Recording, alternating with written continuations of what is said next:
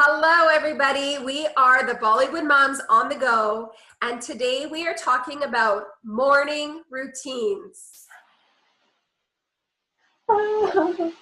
Yeah, morning routines can be kind of both ways. Could be like awesome and starting from the right foot, or could be like totally like stressful and some cries and tears from the child, and the mom would just like just want to explode. So yeah, morning routine is a good one. It's a really good one, especially I think in the younger years. I think in the older years, it can get a little bit easier because the kids become a bit more self-sufficient, but not always. Yeah.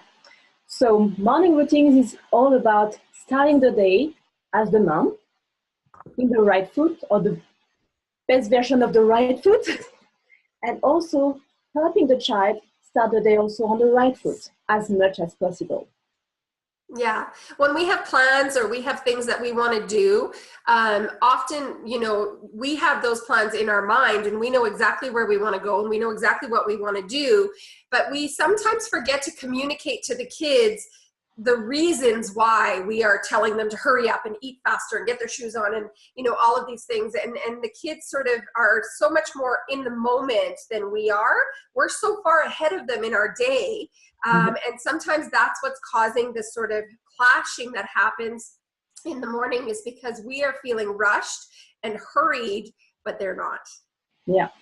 So yeah, for me, morning routines, like I see both ways, like the same, like the children side and the mother side. So when us, wake up in the morning, how are we feeling? Are we like, okay, sometimes the night might be awful, especially when we have young ones waking up 5 times during the night and we have to wake up because the kids have to be dropped off at school or you have to go to work or whatever your plans are for the day. So you wake up and you feel like, I'm so tired, I don't want to start the day. Okay, and it happens, and I know it's tricky sometimes. And even if I also have like all the children 6 and 9, sometimes it happens that they have kind of bad nights and they wake up and nightmares. And in the morning I feel like, oh, my alarm clock is ringing. It's like, no, I don't want to wake up. I just want to sleep. And it's like, that's where you can just hold on and pause. It's like, okay, and acknowledge, okay, I didn't have a good night, not enough sleep, but I have the choice to either start the day with like complaining and crying and just be like, I don't want. And then it might continue the rest of the morning with that kind of vibe, which is not the best vibe. Or it's like, okay, waking up and make the other options. Like, I'm tired, I had a tough night, and I have a tough day coming up, but it's okay. I want to have the best day I can make of it. And then you're already changing your mindset. It's like, whatever, even if you still feel the tiredness, you're opening up to something with a better vibe, I would say. Absolutely. And then, yeah. And then so on during the morning, like when the kids are not waking up either because they have the tough night, it's like, okay, it's not them. It's just like, yeah, it's not about you, like, okay, you have to be on target, but understanding that they also have like, I don't know, you have to nourish. It's like, yeah, I understand that you had a tough night. I understand that you would like to sleep more. And then really like exchange and dialogues so they can kind of get comfort. Yeah. It's like, no, like, wake up, we have to hurry, and then put all the stress, and they can feel the stress, and it's not helping them starting in the right foot neither. Yeah. And I think too that based on all of that, taking that extra time to sort of make the decision, because what we do know sort of from a scientific perspective is that our subconscious mind is very well established and very well built. And so often we are just moving and going from the base of our subconscious mind, and that's not always serving us. And what the research shows is that our reactions to things are actually 6 full seconds ahead of our conscious mind. And that's why you'll catch yourself often saying something or doing something and then going, oh, and wishing, almost like you could pull it right back. But you feel like once it's come out, it's out, So if you can just literally take that 6 to 10 seconds to sort of make a decision about what your day is going to look like, especially on those days when you feel sort of crappy, you know, so you've woken up and you feel like yuck. If that's the case, then you need to take the time to really decide. You know, some days it's an easy decision, other days it's the hardest decision you will ever have to make. But if you make the decision, just the effort of trying to have a good day will actually bring you a better day than you would have had otherwise. Yeah. And as you go through the morning, and then when you see that at some point there is some tension coming either from you and the child or both of you, that's where also you can allow some pause. You pause. It's like, okay, there is something like boiling. It's like, okay, pause. Like, what is it about? Okay, like first, kind of acknowledge how you are at, how you feel. And it's okay if you feel like crap because of A, B, C, D, E, F. It's like, okay, I'm like this. Okay, now just recognizing it already helps you to like change or shift a little bit the way from the really bad vibe to like something like starting to get a little bit back to balance, which is where we want you to be at. Yeah. And you'll be like more able to help your child who is also in an imbalanced way and be able and open to understand the request. That sometimes and most of the time the young ones doesn't know how to request whatever their needs are. Yeah. So, and you know, you can do that by creating a physical habit within your body. So if you feel, you see the fire, right? This is their ego. The child's ego is coming forth. And when they are little, especially, actually, I shouldn't say that because when they're teens, it's the same thing.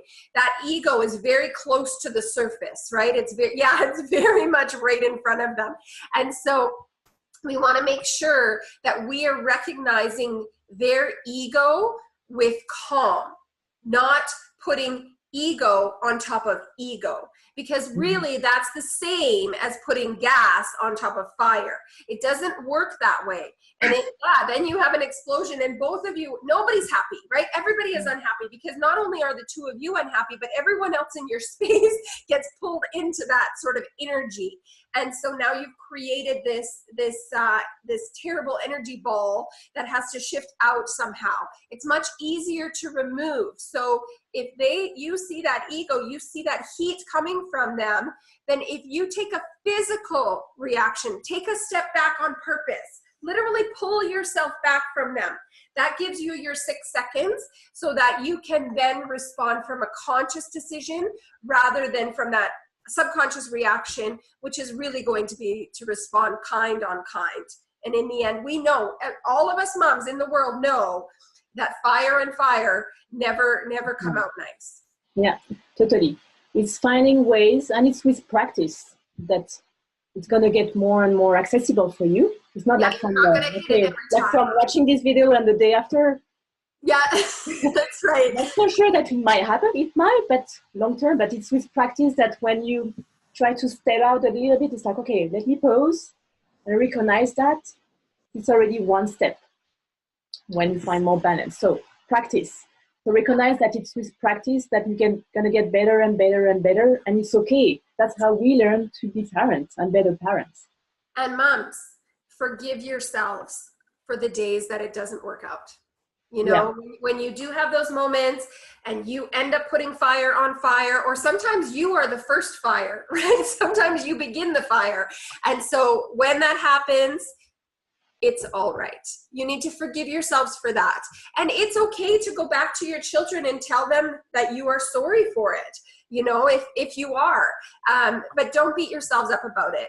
It's rough. We get it. And some days are far better than others, but there are days when you are literally pulling your hair out. So take the time for yourself to recognize that, first of all, you're not alone, not in any stretch of the imagination. And second of all, your child understands because they also have moments of right? So exactly. It's okay, all good. Yeah. And just to add a little bit, so when you share and apologize to your child, so you give feedbacks and the child understand like, okay, sometimes we feel that way and then we fire up. and then you come back to balance. And the child understand that. Whereas if you just like hide it, it's like it never happens. The child doesn't get it, and then it doesn't help him understand emotions. Yeah. So that's important to share. Teaching and them then, that emotional strength and that emotional balance, and also the fact that our ego does exist within us, and that we do have some control over that, is such a valuable lesson for them. It is.